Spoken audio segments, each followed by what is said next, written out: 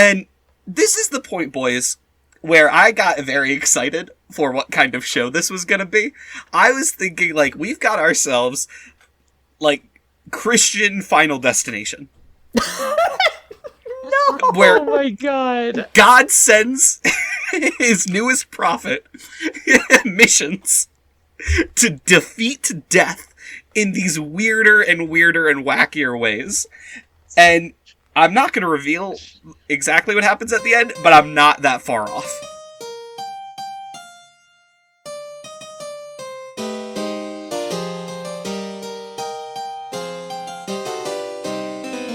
Welcome to Bible Boys, a podcast where two ex-evangelical siblings and an ex-Catholic non-sibling watch Christian media and either praise or condemn it. I'm Aaron. I'm Josh. And I'm God. This week, we lock down our Facebook accounts as we discuss the 2018 CBS comedy drama, God Friended Me. Before we rebrand as the Millennial Prophet, please be sure to rate and review us on Apple Podcasts, like and comment on our video, and follow us on Twitter at The Bible Boys. So I am suing CBS because they did steal my life story. I have explained this to multiple people in my life thusly. A man whose father is a pastor decides to start a podcast where he discusses that God is fake. Mm-hmm. So CBS, you will be hearing from my lawyers. That is me. And I'm a little upset about the characterization. Yeah. I mean, it was really weird that when they talked about that time that you saved a man from jumping into a subway. That was private. Me and John Dove had a beautiful moment there. John Dove, Jesus God in heaven. Okay. So I think Josh. I mean, this was your idea, so I think you're going to take the lead on this one. Yeah. But I just want to set up like that's what Josh said is true, right? So we have a guy who does a podcast. His whole deal is that he's an atheist. One day God sends him a Facebook request and a bunch of very, coincidental things start happening, and it's wild. Guys, to me, this was like losing my God's not dead virginity all over again. Yes. Like, it was I was riding the dragon, like, at that first high, and I have been searching for something to make me feel that perfect level of, oh my God, I can't believe this is going on. Oh my God, this is kind of boring. And oh my God, please shut the fuck up. And that is this show. So, God Friended Me is, Aaron got, like, the very big gist of it. So we've got this mystery going on. So God is a cloud, and obviously, and he's in the cloud. Let's back up. So we start this show with our main character, who is Miles Finer. So Miles has a podcast. He has a rabbi on where he's like, yeah, God's fake, and if you see a burning bush that started talking to you, you think I'm crazy. He calls himself, as Aaron pointed out, the Millennial Prophet, which if someone said that to me on a podcast, I'd punch them. I'd get them. I'd steal their lunch money. So, the entire, gist of the podcast is, baby's first debate with whether or not God is real. Which this entire show handles the idea of, I don't believe in God, and someone goes, what? But God, eh? And then Miles is like, but no, God. And there's 3 more conversations like that. I want to talk about the stakes for Miles, right? Like his whole big thing that he cares about in Act 1 of this show, right? He is like, okay, I'm talking with this rabbi, I'm like, hey, God is dead. We killed him. And he's like, you know who I think really needs another podcast talking about how cool it is to be an atheist is Sirius XM. Sirius XM. And we get a lovely quote from Miles's friend, whose name is Shiraj. Oh no, that's the actor's name. Man, I don't know. Rajesh, I believe. Yeah, Rajesh. Where he says, "Do you think you'll meet Howard Stern?"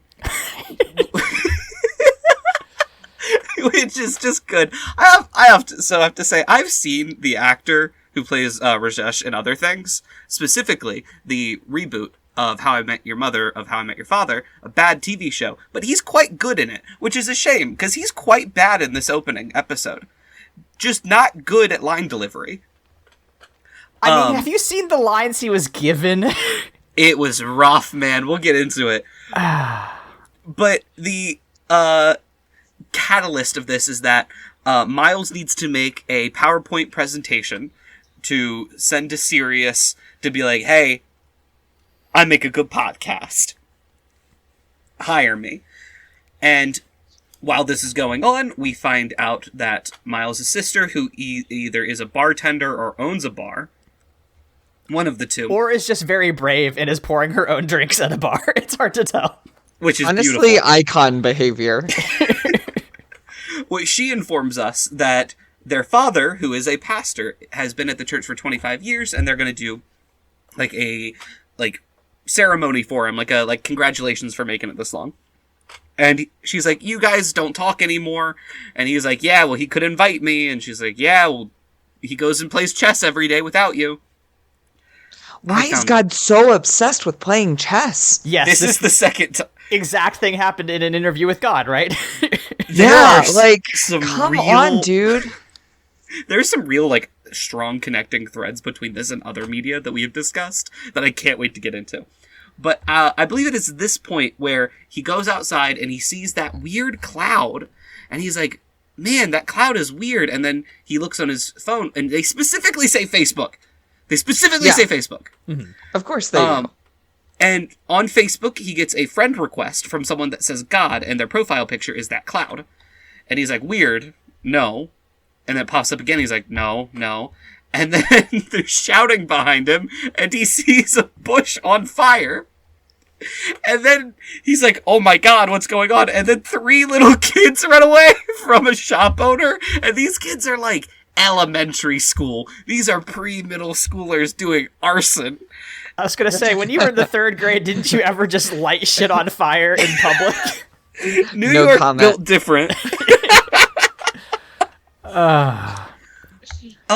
But he's like, you know what? I'm gonna just accept this because I'm tired of having to hit no or whatever. And then God sends him a friend request from someone else. So this is the thing, is that the people take some liberties with how Facebook works. Yes. And they're like, you know what people love to do on Facebook is say, friend this other person. And it's John Dove. And I was like, well, that's obviously a fake name. Because his name is John Dove. Right. Like John Doe. Get it? Mm-hmm. But Dove because God. Mm-hmm. Anyway, Miles is about to get extremely identity frauded. Like every good Facebook story. Mm-hmm.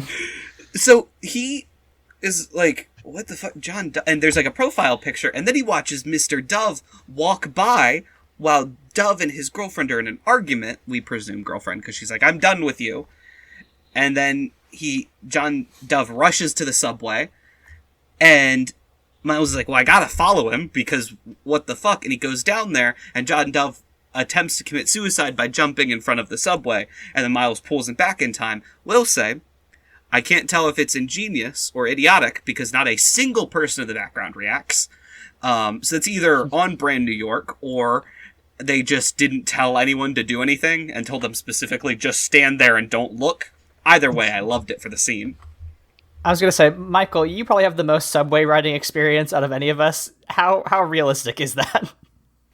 Honestly, what it would take to get a reaction out of me from someone else on the subway is pretty fucking high. The cloud itself would have to come down and say, I am that I am, and start talking to me before I would look up from my fucking phone.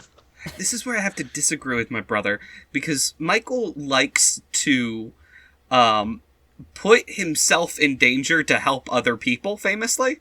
And there is a 0% chance that his, little gay radar would go off that someone's about to, hurt themselves seriously. Michael would be the Miles here, and then he'd yell at the guy. That is true. I would be like, why are you trying to ruin everyone else's day? Yeah. If I see someone die, it's a bummer, man. No! Do you know what that will do to the subway? No one's getting anywhere! I don't know if the subway is slowing down. It would fuck up the metro forever. But then John Dove is like, wow, thanks. This is actually my train, though.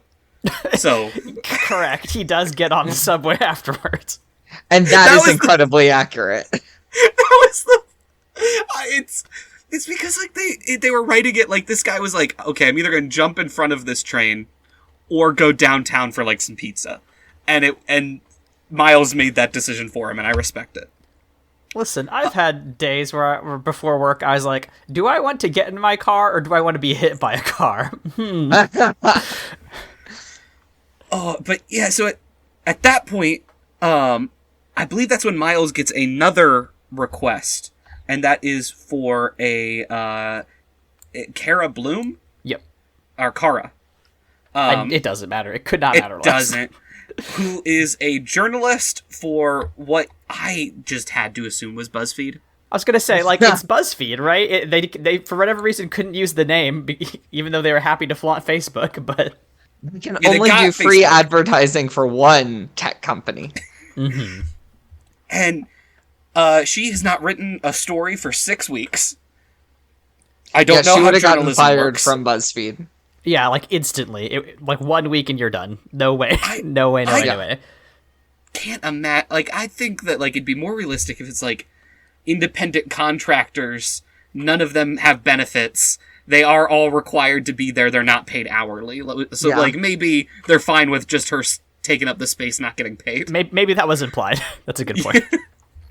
And her boss is like, you used to be all up on the leaderboard, because they have, like, a top 10 articles of the week. You know, in Monsters, Inc., where they have the best scare scoreboard, it's literally exactly that. Can we just watch Monsters, Inc. next week? Because that would be so much more enjoyable than this. No, we're watching God Friended Me episode 2, season 1. No! Yeah, this is our God Friended Me rewatch podcast, but don't worry about that. That was the reveal for the end. Yeah, talk shop later. And this is the point, boys, where I got very excited for what kind of show this was going to be. I was thinking, like, we've got ourselves, like, Christian Final Destination. No! Where Oh my god. God sends his newest prophet missions to defeat death in these weirder and weirder and wackier ways. And I'm not going to reveal exactly what happens at the end, but I'm not that far off. Yeah, so Miles is like, all right, they're after me. The deep state is getting me because of all of my attacking Christ on this very popular podcast.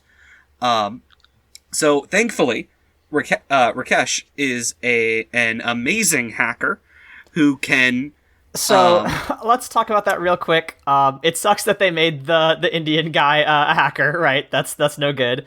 But he does say, like, no, I'm a video game enthusiast, which I actually loved. Because they're at their, like, shitty job. Yeah, they're like call center job. I would actually have loved if he couldn't hack at all, and he was just like, I'm trying to game, leave me alone. I have a lot of mods on Fallout 3. That's what I mean by a hacker. He like understands how to work, like, download mods from Steam, but everyone else is just like an insane boomer. Mm-hmm. So he's like, yeah, just search her name on Facebook. What do you mean? I mean, that is probably the people who produce this movie's conception of what hacking is. So we get that later. But we also get a bit more Rakesh, which is great, where he wants to find love, and he comments on how pretty Kara is, and he's like, why can't, like, I find someone like that? Anyway, she's at Soul Cycling. That bummed me out. I don't know why. Soul Cycling in general really is a bummer for me, but... because it's just a religion. Yeah, it's like, I kind of wish that, like, they'd inserted any other cult. But wait, is Soul Cycling really, like, a weird cult, like, P90X? Kind of, I would say, like, maybe a smidge less insidious, but basically, like, the TLDR is that it functions very similar to how people function in a church. Kind of like in-group, out-group memberships. Just, like, people are looking for something like this. It also tends to spike in places where there are less church attendance, so there's a lot of like theorizing that it replaces that sense of belonging. When you're working out with people, your heart rates can sync up. It's just kind of very churchy. I mean, like, listen, in this increasingly secular age, we have to replace churches with Soul Cycle. Disney. And yes, thank you, Josh. Thank you for being as extremely online as I am. I'm so happy that I wasn't going to make a stupid Twitter joke. I was gonna make it if you weren't. Thank you. Oh my god.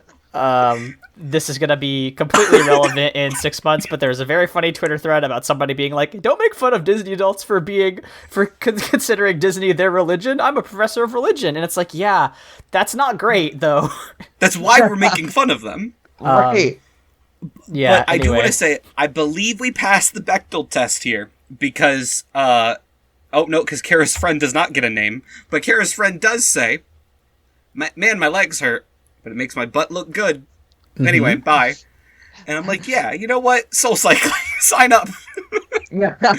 Honestly, good. this does seem like just like an extended promotional video for all these companies. Like, we might as well have gotten BuzzFeed. I feel like I was watching paid programming. Like, this costs $0 because of money from Facebook, BuzzFeed, SoulCycle. There's so many like explicit like real world brands and even a singer at one point. It's wild. It's literally the 30 Rock bit Yeah. where they don't make a movie that makes money because it's just a sponsorship for Vermont. But yeah, so it's absolutely insane to me because Miles then like goes to her soul cycling class and is like, Hey, Kara, why are you doing this? And she's like, I have mace. The only appropriate response, right? Like a stranger comes up to you and it's like, I know you. That, honestly, it's how I would react as well. And is just like, I don't know what you're talking about. What's going on? And he's like, darn, you're not God? Well, if someone did run up to me and was like, are you God? I have seen Ghostbusters, so I do know the appropriate response. So, what's the next beat here? This is where he's like working on the PowerPoint in his apartment late at night. Yes! And before we talk about that, I want to ask, what do you think the pitch deck that we would send to SiriusXM for Bible Boys would look like, real quick? I mean, obviously our mission is to change the world. Yeah. That's And self-evident. we are. But, like, I'm the Gen Z prophet, obviously. Michael's the gay prophet. And Aaron is the other prophet. The token minority, so that way they can say, oh, look, it's not only 1 million white people on SiriusXM. What's You're great in the about it is... center of all of their promos. I mean, you joke, but like my very white undergraduate university did do that with me. I'm in a lot of their promotional material. The reason the joke is funny because it's true. Listen, I can't wait for Sirius to misgender me in every single promo they ever make. No, 100%. I just like to think that it would have a lot of transitional materials. Like there'd be a lot of like cross dissolves and like star transitions to just pictures of us laughing. The thing is, Pictures of us laughing at our own jokes. Yeah, exactly. the thing is that it would just scroll up like the beginning of Star Wars, but it'd be like 40 minutes of us. It's like a teleprompter at that point. Yeah, just a transcript of one of our episodes just in the Star Wars scroll. No, I think we would have to do our Bible Boys animated where we talk about me performing posthumous sex acts as a saint. No, yeah, I would definitely put that video in there. That's perfect. But yeah, no, this is a really great part because like he goes to bed at like 2 a.m. and then he's woken up because his thermostat has been hacked and turned to 100 degrees. And like the song Human by Rag and Bone Man just starts blasting throughout his apartment. I thought I was having a stroke when that was going on. Because he wakes up like going like just such a like a guttural and I was like, is he being murdered? And no, he was a little toasty.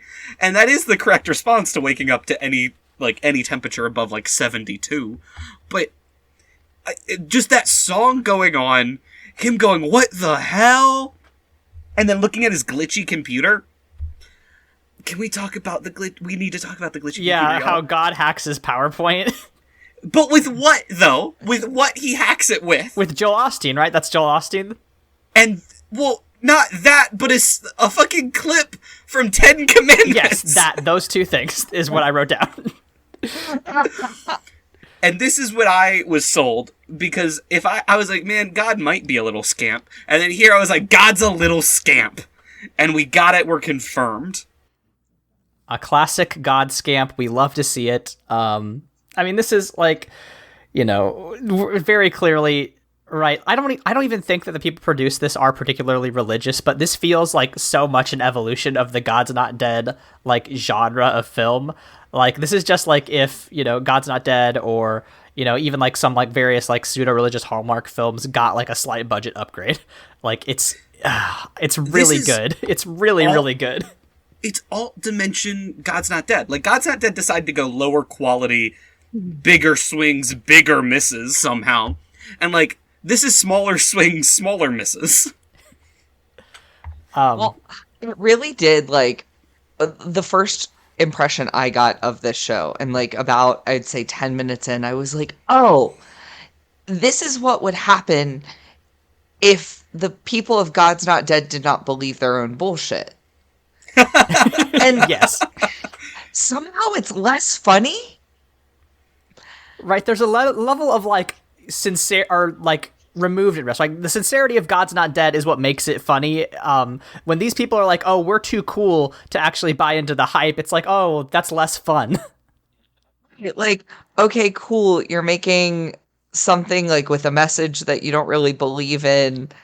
I don't know, I found it less campy because it didn't realize that it was being campy, and like God's Not Dead didn't either, but at least it was fun to make fun of. Boys, I think both of you are looking at the forest, and I'm over here going, hey, God's sending him Facebook missions to keep people from dying.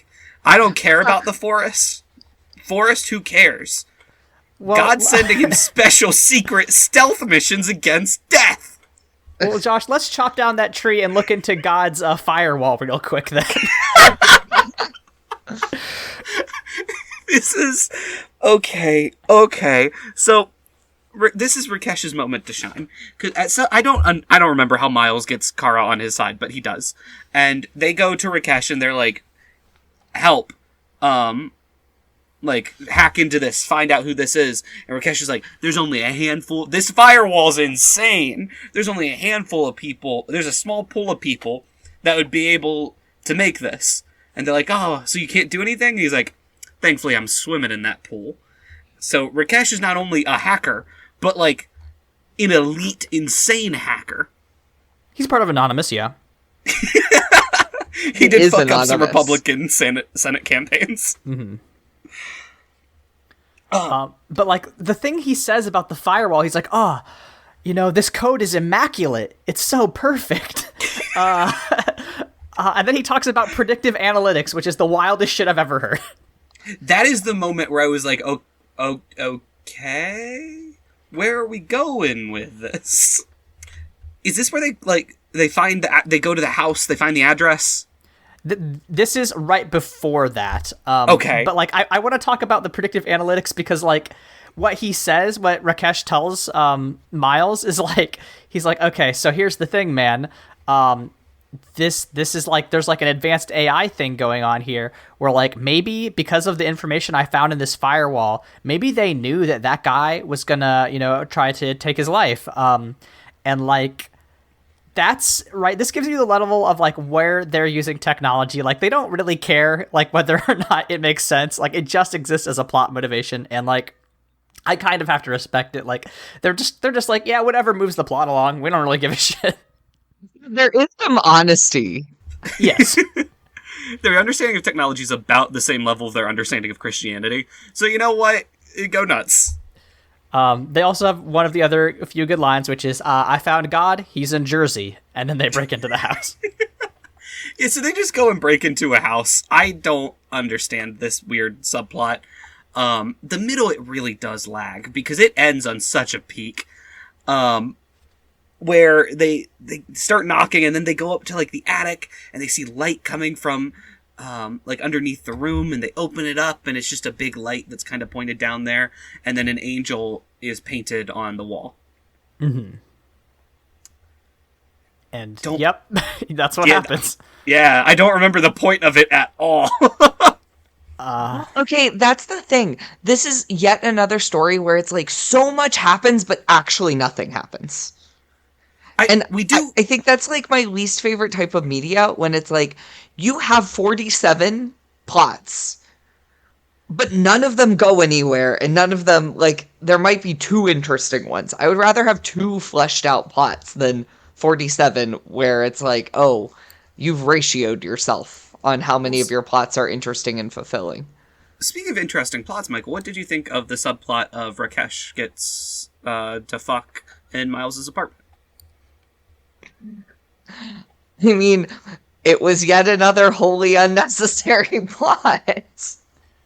Well, it was really necessary if you think about it, because then, right, this comes into the divine omniscience, right? Like, if Rakesh didn't, meet this girl that he really hit it off with, he wouldn't have broken into Miles' apartment to fuck, and then he wouldn't have noticed Miles' machines going off, and then he wouldn't have called Miles after Miles broke into the house in Jersey, where he, the computer's fucked up, and it stops on a picture of Miles's family, including his mom, which includes a nurse who, spoiler alert, is Kara's mom. We flew through some important facts here. Rakesh calls Miles while completely naked with the woman that he was on a date with, and Human is just blaring in the background, and that brings me to so many questions. The first is, like, did that start blaring while they were mid fucking, which I believe is what we're supposed to think? And then my second question is, did they finish while they were drunk? Because, like, I think they finished, right? Listen, if Human goes, you cannot stop me. If Human goes, so does Aaron. That's right. It starts playing and then they're done. Did you watch this, like, out at a park or something, Aaron? Because I'd be really concerned, because they played that song a lot. Mm-hmm. No, I just had to watch this whole episode in my bathroom. While I cold shower. Broke a Guinness World Record today. We have to check some numbers. I'm so dehydrated. Just shooting out dust at the end. Oh. But yeah, they fucked up into Human. Sorry, the idea of fucking to that song is so wild to me. I think it's a very good song to make love to. So, well, you know what, man? Good on you. But Miles is like, there's only one person who could possibly know who this nurse and doctor are. My dad. And then he goes to the church and finds his dad. There were some interesting things in here. The first is that I'm a little spoiled with the fact that I could explain this exact podcast to my dad, and he'd go like, "Oh yeah, we can do. Yep, cool. You having fun with it?" And it's just that, like, I get the idea of someone being very into religion being upset that their kid's an atheist, and not only that, trying to turn other people into atheists. But it's so far removed with my, like, relationship with my dad where I'm like, what, this fucking guy's being unreasonable. Like, get off Miles's back. We do get continuation of a plot that we've talked about this a ton, but bad thing happened to Christian make atheist. It's almost literally the exact same thing that happens in God's Not Dead 1. Oh my god, yeah. Like, almost verbatim. Well, actually, no, it's a combination, right? Because Josh, you want to tell them what happens to poor Miles' mom? I don't remember. She dies of cancer, here's right? the thing. No, here's the thing. She doesn't die of cancer. Michael, please. No, I gotta let you do this one, bud. You gotta do it. I believe in you. So Miles' mom is dying of cancer, right? And right. Miles, being a young man, He prays and prays and prays. He's like, God, please help my mom. And miraculously, she goes into remission. It's a miracle. Everyone thanks the Lord. And then, just like poor Professor Radisson in God's Not Dead 1, she is killed in a car accident coming home from the hospital. So this Can you breathe, Miles? continues my theory that God and death are locked in conflict. That God is trying to keep these poor souls alive, but death will not allow it. As Final Destination has told us, he will cross their names off the list. They will go past the River Styx and go to Hades. God. I'm so glad that you told that story, Aaron, because I was laughing hearing you tell it, and I just don't think it's in great taste for me to be like, so this woman had cancer the whole time. Like, it's absurd to a level that I can't get over. Listeners, we're laughing at some stuff which seems bad, but like we're not laughing at the circumstances. We're laughing at the contrived nature of the plot. Let's be clear. These are real people. This is not a documentary. Yeah, please. Guys, we missed a part. So, Kara meets Miles' sister, and they all have a conversation. And she's like, "I'm not religious. I'm spiritual." And they all groan. They all go, "Oh," like I occasionally do when certain types of people make that comment. Listen, if a young white woman says, "I'm not religious, I'm spiritual," it does kind of like make me take a step back. I'm like, all right, what's about to happen to me? I've got to protect my credit card. It means her boyfriend's about to call me a slur. And I understand that. Also, like, it is truly like the horseshoe theory of like spiritual is like the centrist, and what brings together atheists and radical religious people is their hatred of spiritual people.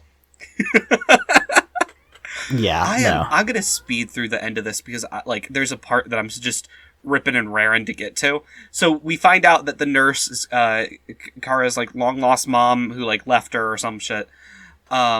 And Miles goes and talks to her, to Kara, and is like, "You should go meet your mom. Like, it could be great." Which is really funny because it's not. And then Kara goes and like talks to her mom and gives her like how could you leave me? All that stuff. And then Kara's mom's new daughter, who looks to be like, we're in middle school. Oh, is she one of the kids that burned the bush? Yes, I'm sure she was. If we roll the tape back, I'm sure it's all connected. Yeah, she walks up with a lighter covered in ash. And she's like, "Hey, Mom!" No, she's the little girl meme. She's looking over her shoulder and the house is burning. Mm-hmm. And then Kara's like, "Oh, cool, you can be a mom for that girl, but not me." And then, like, runs away. And then Miles is like, wait, and then walks behind her in a very funny way. And then we get our God's Not Dead scene. Yeah, you thought there was going to be only one car accident here? So, Kara runs into the road.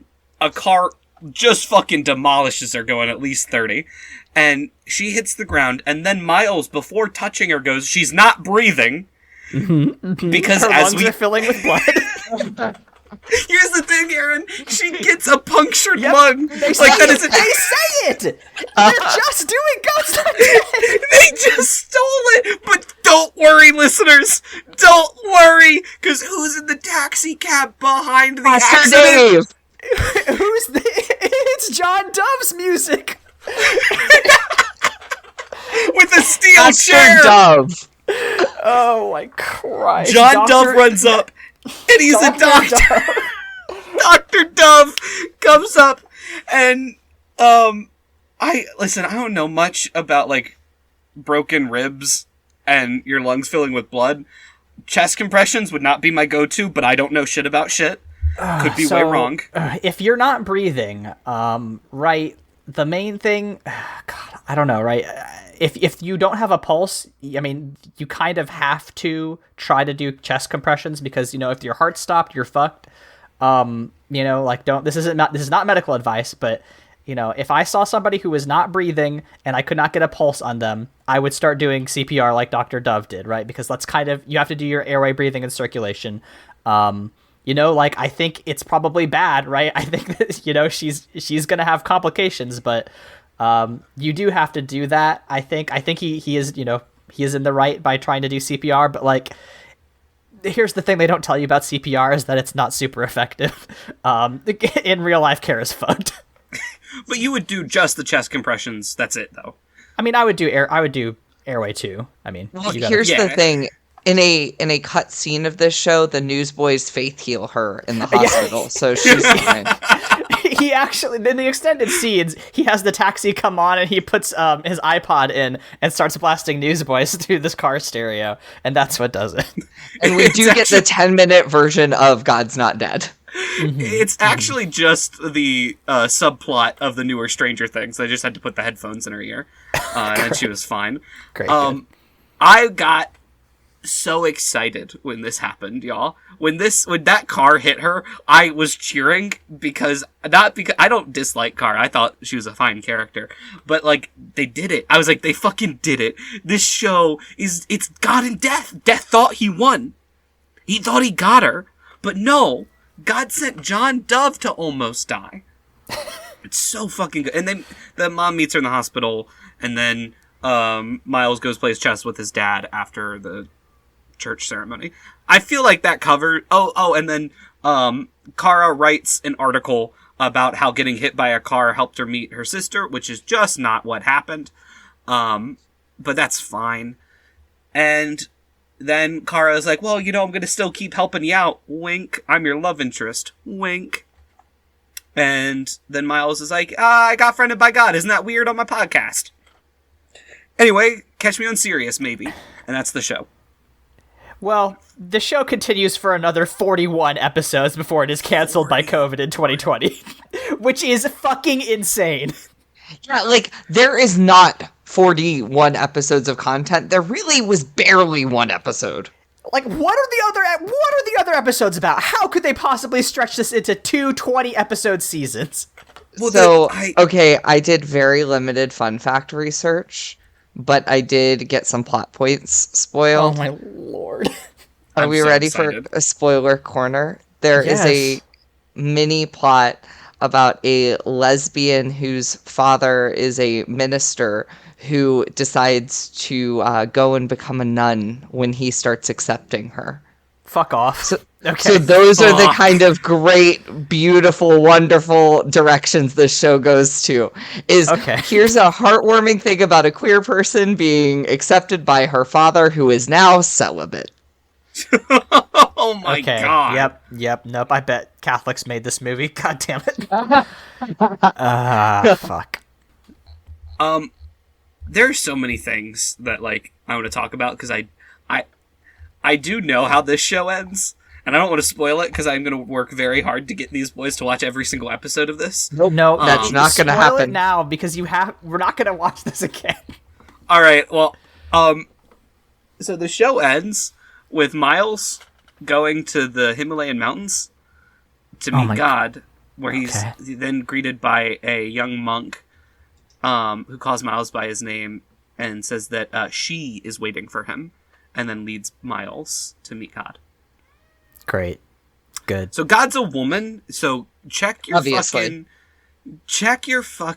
patriarchy at the door. This is a woke show. And this is a fucking extremely boomer liberal show. Yes. Absolutely.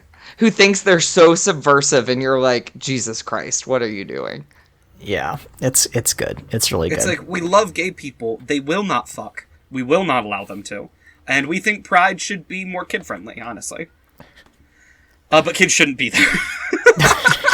Excellent. God, this show is fucking weird. I am astonished how long this ran, how many episodes it got. It is just a... TV, we should have a TV show. All I'm saying is that we should have a TV show because if this can get 40 episodes, there's no reason that we shouldn't at least get a 12-episode miniseries. Do you want to know how many viewers it got, the first pilot? I know it was like 10 million, right? It was 10 million. Yeah. Oh my god, that's disgusting. That's so many. It never dropped below 5 million viewers. That's not bad. And it came out in 2018. Like, streaming has well arrived at this point. That's incredible. it ended with the finale was 6 million. So like, of course you're gonna have it because listen, we watched all we're gonna watch. Yes, correct. The issue is that 18 to 49 demographic not tuning in for that one. Yeah, No. I didn't think so. I don't know anyone younger than like 24 that like has cable. So I like you're not gonna get them anyway.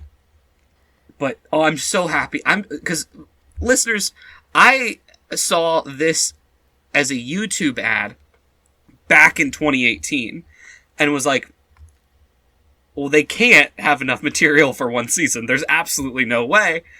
And when this podcast started, I barely remembered what it was. It was like God, social media, Facebook God. God blocked me. God blocked me. The story of my descent into hell. God blocked me is actually the porn parody. Great, good. It's actually God. Yeah, never mind. And I asked the boys, I was like, do you guys remember this? And Michael, sensing blood in the water, sensing a good gaslight opportunity, said, nope, that show has never existed. You're making it up. And I'm so happy we can complete this cycle in my life, having watched the good show God friended me. I'm serious when I say we should watch the entire show. Nope. How about you do a report for us? You can make us a PowerPoint about how the show goes, and we'll pitch it to Sirius. But no, now it's got some random Imagine Dragons song playing with Hold on, me smiling. I'm on board again. Never mind. Yeah. I mean, listen, I like Human by Rag and Bone, man. That's my shit. Big, loud, easy to understand lyrics. Do we want to rate this thing? I think we should. Yeah, this doesn't deserve any like fun facts or anything beyond this. We need to just get this over There with. are no fun facts. There's nothing fun. All right, I'm gonna give this one metaverse. It's not the same thing. It's a new thing. It's a new company. We're not Facebook. Great. I'm going to give this a 34 Agatho on my Pope list. I think it's probably actually worse than that, but, Michael does play A4 in his final move with his dad in chess, which is a terrible opening move. So... Get his ass.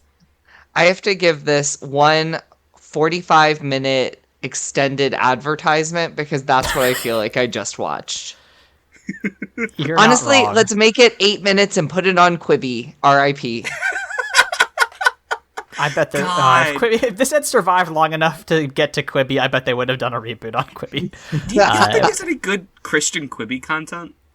Fuck, there's gotta No, be, there's right? no Quibi content. Well, yeah, there's no Quibi's dead. But like, I'm gonna do some. Maybe there's We some gotta good buy the Christian- rights. There's probably some weird Christian TikTok show that we can buy from Quibi's corpse, for like a couple $100. We can resurrect that for sure. When we are not trying to start a new media empire out of the ashes of Quibi, where can people find us on the internet? I'm at Green History on Twitter. I'm at Michael's Diamonds on Twitter. I'm at AaronSXL on Twitter, where I talk about tabletop RPGs, health policy, and writing. I also do tabletop reviews. That's at AA Voigt on YouTube. I do another podcast with my friend Layla. That's at Mortified Pod. We just talked about Fast and Furious Tokyo Drift and also G. Willow Wilson's novel The Bird King. Completely wildly different media properties that we both had very different conversations about. But if you like the kind of media analysis that we do here at Bible Boys, I think you should check out Mortified. But yeah, I mean, listen, listeners, I understand you might be upset that we're not going to do a 40-episode breakdown of God Friended Me. And if that brings you to tears, just remember, what was Michael's outro? Or fuck, not Michael, Miles' outro. We should have used that for this one. It was bad. It was like, ask more questions. Yes, God's not real, and that's okay. I'm editing this retroactively into the podcast.